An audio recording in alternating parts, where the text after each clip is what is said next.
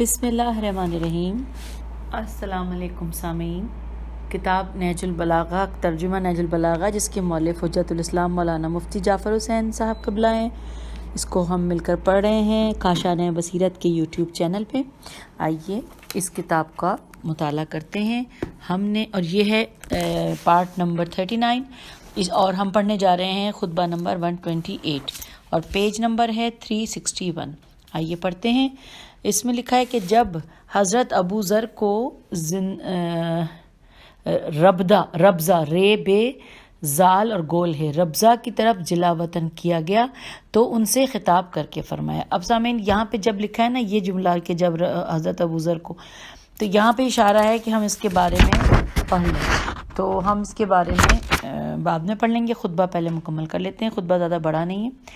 لکھا ہے پھر تو ان سے خطاب کر کے فرمایا، بسم اللہ الرحمن الرحیم، اے ابو ذر، تم اللہ کے لیے غضبناک ہوئے ہو تو پھر جس کی خاطر یہ تمام غم و غصہ ہے اسی سے امید بھی رکھو۔ ان لوگوں کو تم سے اپنی دنیا کے متعلق خطرہ ہے اور تمہیں ان سے اپنے دین کے متعلق اندیشہ ہے، لہٰذا جس چیز کے لیے انہیں تم سے کھٹکا ہے وہ انہی کے ہاتھ میں چھوڑو، اور جس شے کے لیے تمہیں ان سے اندیشہ ہے اسے لے کر ان سے بھاگ نکلو۔ جس چیز سے تم انہیں محروم کر کے جا رہے ہو کاش کہ وہ سمجھتے کہ وہ اس کے کتنے حاجت مند ہیں، اور جس چیز کو انہوں نے تم سے روک لیا ہے اس سے تم بہت ہی بے نیاز ہو، اور جلد ہی تم جان لوگے کہ کل فائدے میں رہنے والا کون ہے اور کس پر حسد کرنے والے لوگ زیادہ ہیں۔ اگر یہ آسمان و زمین کسی بندے پر بند پڑے ہوں اور وہ اللہ سے ڈرے تو وہ اس کے لیے زمین و آسمان کی راہیں کھول دے گا۔ تمہیں صرف حق سے دلچسپی ہونا چاہیے اور صرف باطل ہی سے گھبرانا چاہیے۔ اگر تم ان کی دنیا قبول کر لیتے ہو تو وہ تمہیں چاہنے لگتے ہیں، اور تم اس میں کوئی حصہ اپنے لیے مقرر کرا لیتے تو وہ تم سے مطمئن ہو جاتے۔ یہاں پہ خطبہ ختم ہو گیا اور اب ہم اس کے بارے میں تفصیل جانیں گے، جہاں پہ لکھا ہوا تھا کہ جب حضرت ابو ذر کو ربضہ کی طرف جلا وطن کیا گیا۔ اب یہاں اس کے بارے میں تفصیل لکھی ہے کہ ابو ذر غفاری کا نام جندب ابن جنادہ تھا اور ربضہ کے رہنے والے تھے، جو مدینے کے مشرقی جانب ایک چھوٹا سا گاؤں تھا۔ جب بعثت رسول صلی اللہ علیہ وآلہ وسلم کا تذکرہ سنا تو وہ مکہ آئے اور پوچھ گچھ کرنے کے بعد پیغمبر صلی اللہ علیہ وآلہ وسلم کی خدمت میں باریاب ہو کر اسلام قبول کیا، جس پر کفار قریش پیج 362 جس پہ کفار قریش نے انہیں طرح طرح کی تکلیفیں دی، اذیتوں پر اذیتیں پہنچائیں، مگر آپ کے ثبات قدم میں لغزش نہ آئی۔ اسلام لانے والوں میں آپ تیسرے یا چوتھے یا پانچویں ہیں، اور اس سبقت اسلامی کے ساتھ آپ کے زہد و اتقاء کا یہ عالم تھا کہ پیغمبر اکرم صلی اللہ علیہ وآلہ وسلم نے فرمایا کہ میری امت میں ابو ذر زہد و ورع میں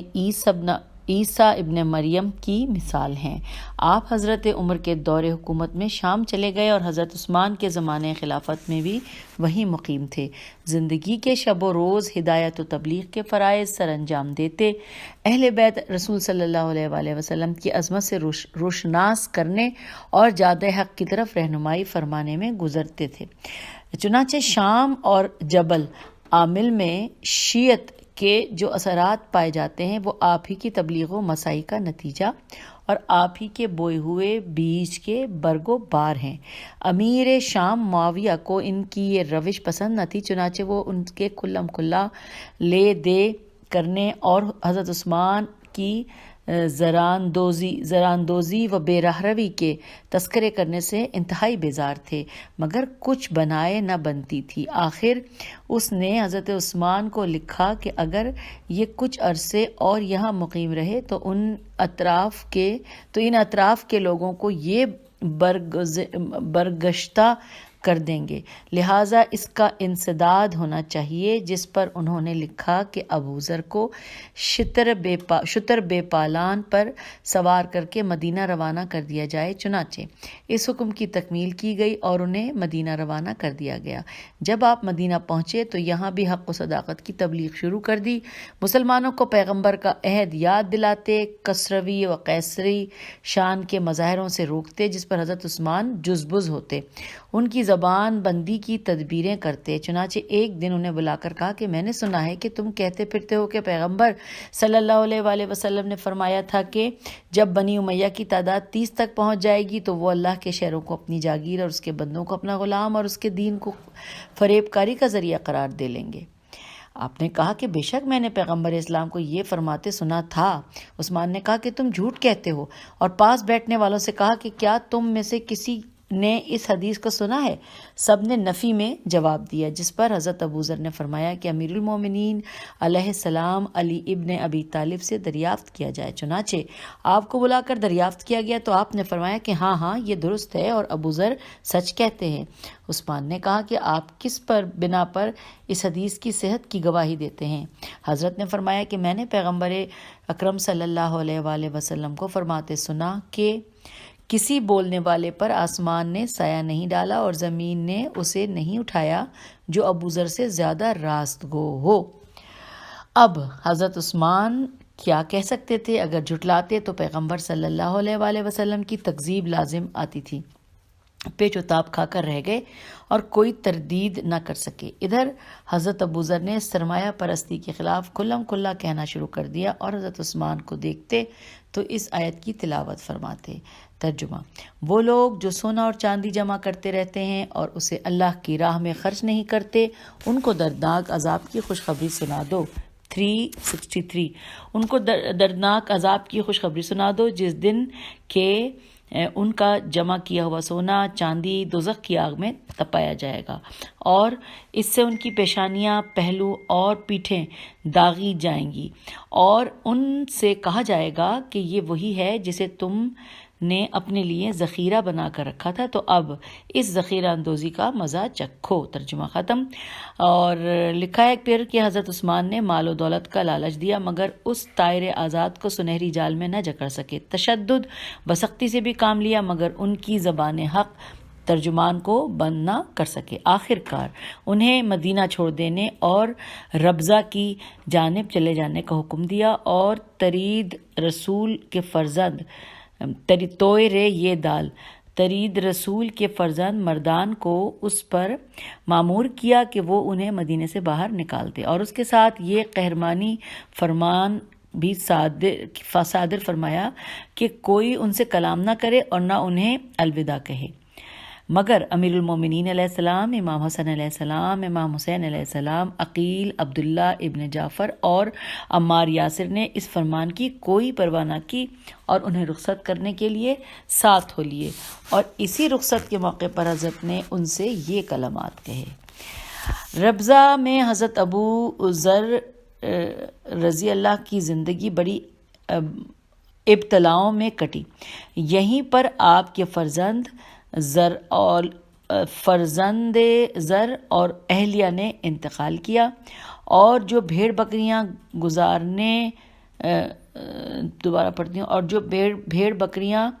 گزار دے کے لیے پال رکھی تھی وہ بھی ہلاک ہو گئیں۔ اولاد میں صرف ایک دختر رہ گئی جو فاقوں اور دکھوں میں برابر کی شریک تھی۔ جب سر و سامان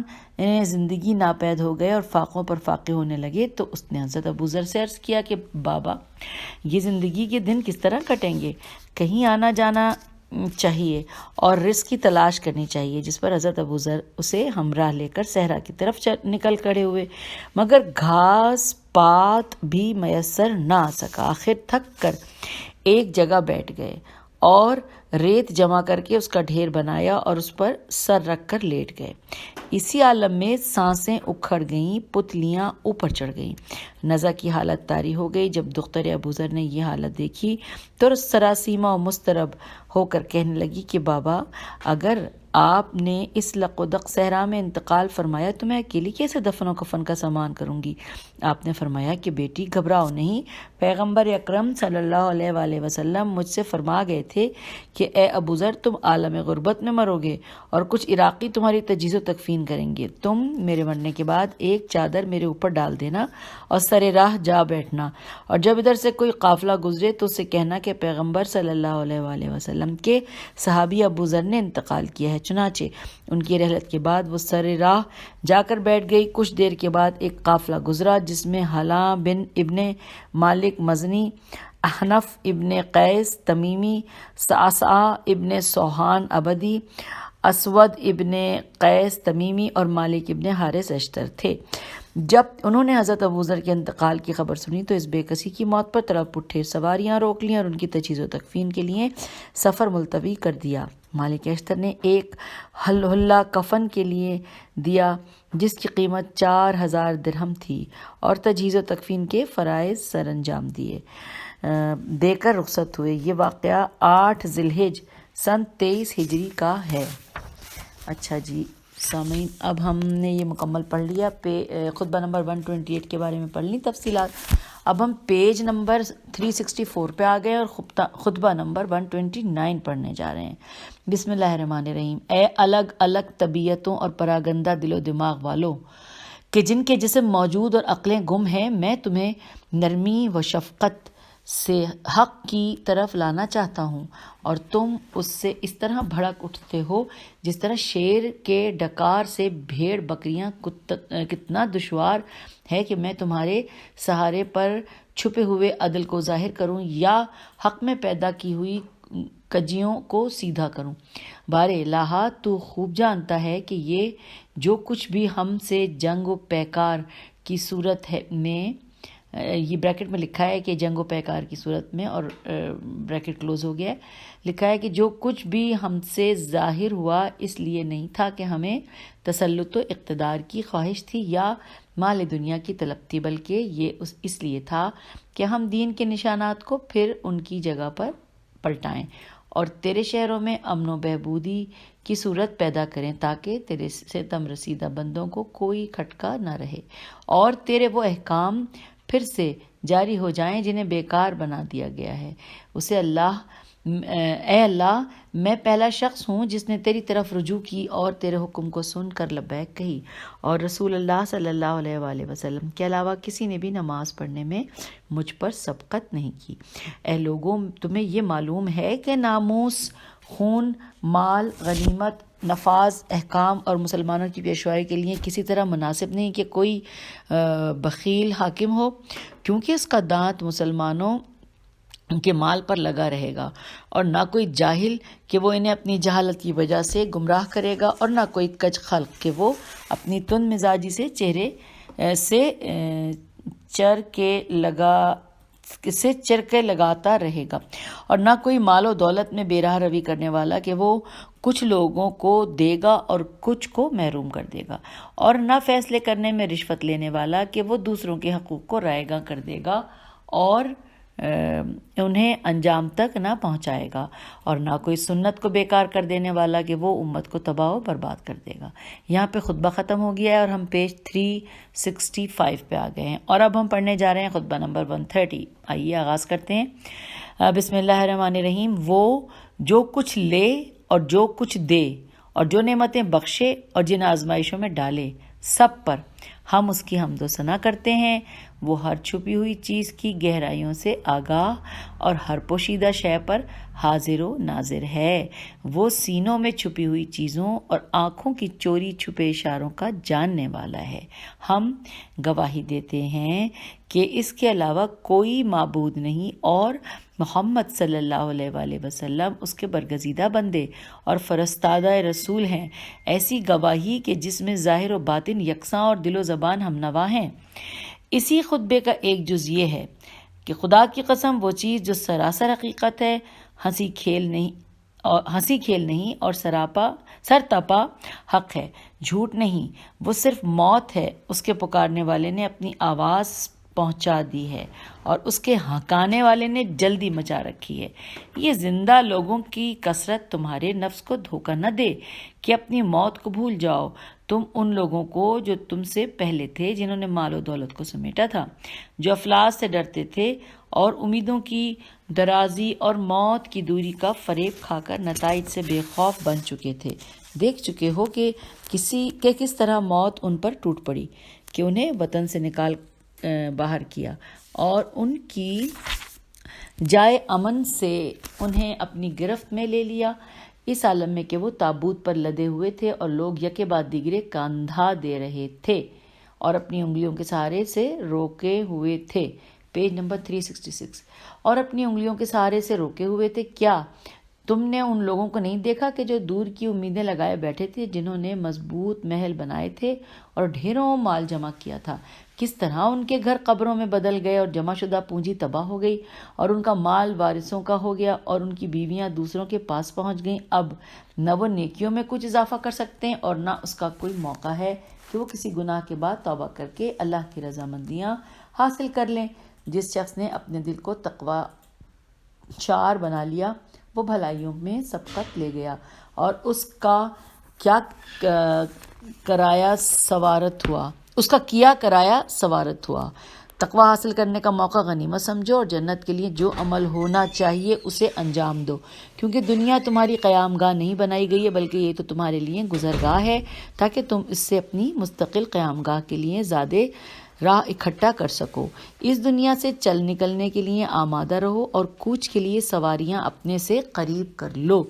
اور بریکٹ میں لکھا ہے کہ وقت آنے پر بآسانی سوار ہو سکو۔ اور یہاں پر خطبہ نمبر 130 ختم ہو گیا اور اب ہم پڑھیں گے خطبہ نمبر 131۔ بسم اللہ الرحمن الرحیم۔ دنیا اور آخرت اپنی باغ ڈور اللہ کو سونپے ہوئے اس کے زیر فرمان ہے، اور آسمان و زمین نے اپنی کنجیاں اس کے آگے ڈال دی ہیں، اور تر و تازہ اور شاداب درخت صبح و شام اس کے آگے سربسجود ہیں، اور اپنی شاخوں سے چمکتی ہوئی آگ کے شعلے بھڑکاتے ہیں، اور اس کے حکم سے پھل پھول کر پکے ہوئے میووں کی ڈالیاں پیش کرتے ہیں۔ پیج 367 پیش کرتے ہیں۔ اسی خطبے کا ایک جز یہ ہے کہ اللہ کی کتاب تمہارے سامنے اس طرح کھل کر بولنے والی ہے کہ اس کی زبان کہیں لڑکھڑاتی نہیں، اور ایسا گھر ہے جس کے کھمبے سرنگوں نہیں ہوتے، اور ایسی عزت ہے کہ اس کے معاون شکست نہیں کھاتے۔ اسی خطبے کے ذیل میں فرمایا، اللہ نے آپ کو اس وقت بھیجا جبکہ رسولوں کی بعثت کا سلسلہ رکا پڑا تھا اور لوگوں میں جتنے منہ تھے اتنی باتیں تھیں، چنانچہ آپ کو سب رسولوں سے آخر میں بھیجا اور آپ کے ذریعے سے وحی کا سلسلہ ختم کیا۔ آپ نے اللہ کی راہ میں ان لوگوں سے جہاد کیا جو اس سے پیٹھ پھرائے ہوئے تھے اور دوسروں کو اس کا ہمسفر ٹھہرا رہے تھے۔ اسی خطبے کا ایک جز یہ ہے، دل کے اندھے کا منتہائے نظر یہی دنیا ہوتی ہے کہ اسے اس کے سوا کچھ نظر نہیں آتا، اور نظر رکھنے والے کی نگاہیں اس سے پار چلی جاتی ہیں، اور وہ اس امر کا یقین رکھتا ہے کہ اس کے بعد بھی ایک گھر ہے۔ نگاہ رکھنے والا اس سے نکلنا چاہتا ہے اور اندھا اسی پر نظریں جمائے رکھتا ہے۔ بابصیرت اس سے آخرت کے لیے زاد حاصل کرتا ہے، اور بے بصیرت اسی کے سر و سامان میں لگا رہتا ہے۔ آگے لکھا ہے کہ اسی خطبے کا ایک جز اور یہ بھی ہے کہ تمہیں جاننا چاہیے کہ ہر شے سے آدمی کبھی کبھی سیر ہو جاتا ہے اور اکتا جاتا ہے، سوائے زندگی کے۔ وہ کبھی مرنے میں راحت نہیں محسوس کرتا، اور اس حکمت کی طرح ہے کہ جو قلب مردہ کے لیے حیات، اور اندھی آنکھوں کے لیے بینائی، بہرے کانوں کے لیے شنوائی، اور تشنا کام کے لیے سیرابی ہے۔ پیج 368 کے لیے سیرابی ہے، اور اسی میں پورا سامان کیفیت و سر و سامان حفاظت ہے۔ یہ اللہ کی کتاب ہے کہ جس کے ذریعے تمہیں سجھائی دیتا ہے اور تمہاری زبان میں گویائی آتی ہے اور حق کی آواز سنتے ہو۔ اس کے کچھ حصوں کی وضاحت کرتے ہیں اور بعض کی صداقت کی گواہی دیتے ہیں۔ یہ ذات الہی کے متعلق الگ الگ نظریے نہیں پیش کرتا اور نہ اپنے ساتھی کو اس کی راہ سے ہٹا کر کسی اور راہ پر لگا دیتا ہے، مگر تم نے دلی کدورتوں اور گھورے پر گاف ہے واو رے بڑھیے پر اگے ہوئے سبزے کی خواہش پر ایکا کر لیا ہے۔ امیدوں کی چاہت پر تو تم میں صلح و صفائی ہے، اور مال کے کمانے پر ایک دوسرے سے دشمنی رکھتے ہو۔ تمہیں شیطان خبیث نے بھٹکا دیا ہے اور فریبوں نے تمہیں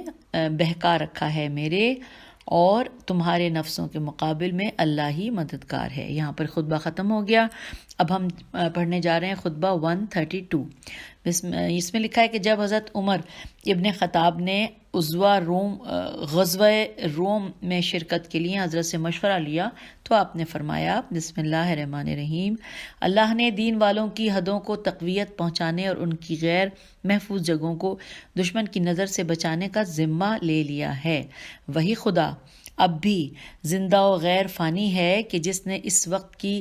تائید و نصرت کی تھی جبکہ وہ اتنے تھوڑے تھے کہ دشمن سے انتقام نہیں لے سکتے تھے، اور ان کی حفاظت کی جب وہ اتنے کم تھے کہ اپنے کو محفوظ نہیں رکھ سکتے تھے۔ پیج 369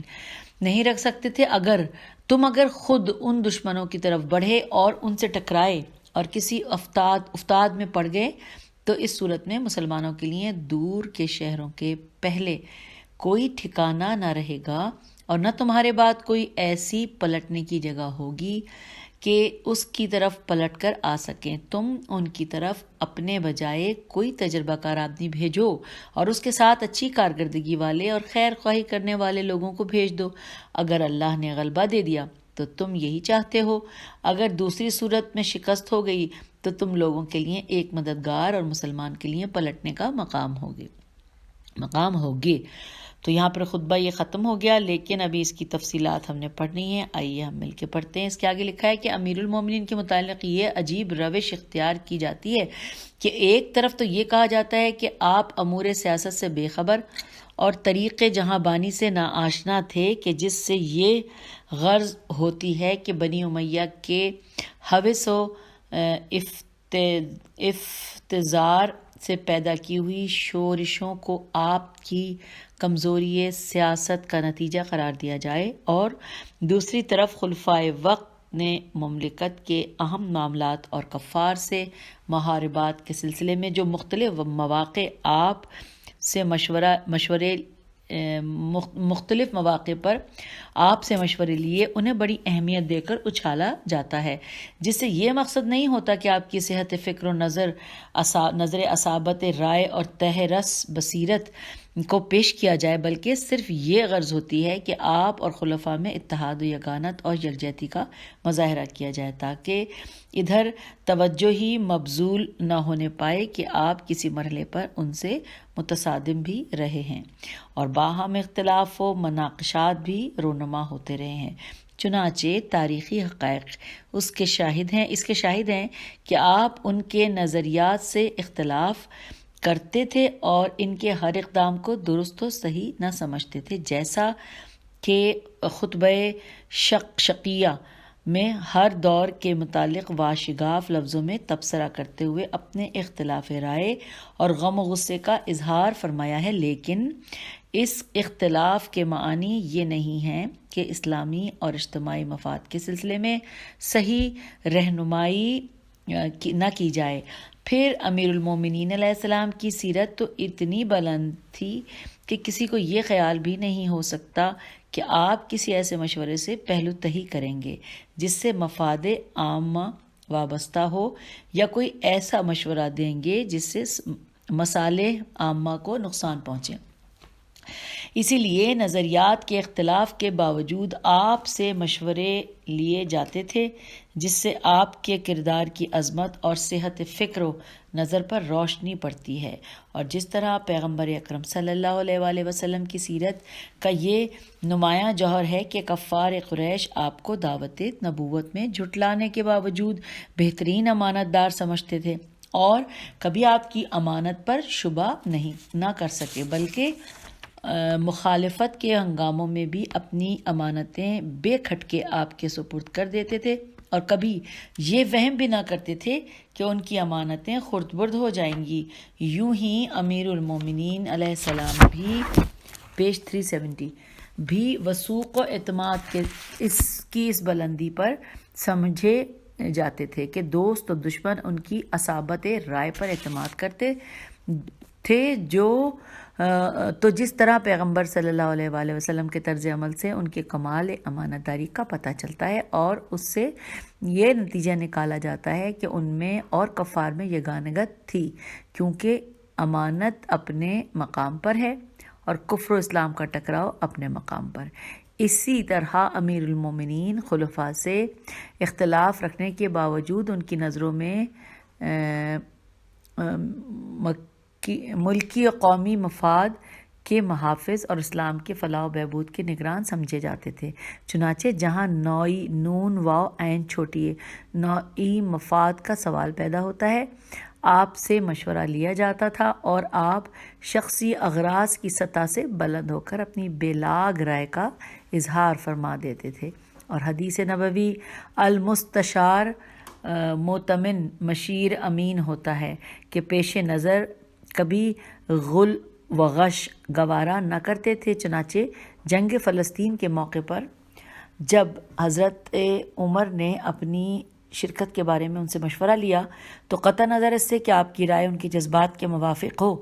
یا مخالف، آپ اسلام کی عزت و بقا کا لحاظ کرتے ہوئے انہیں اپنی جگہ پر ٹھہرے رہنے کا مشورہ دیتے ہیں، اور محاذ جنگ میں ایسے شخص کو بھیجنے کی رائے دیتے ہیں کہ جو آزمودہ کار اور فنون حرب و ضرب میں ماہر ہو، کیونکہ نا تجربہ کار آدمی کے چلے جانے سے اسلام کی بندھی ہوئی ہوا اکھڑ جاتی اور پیغمبر کے زمانے سے جو مسلمانوں کی دھاک بیٹھ چکی تھی ختم ہو جاتی، اور ان کے چلے جانے سے فتح و کامرانی کے بجائے شکست و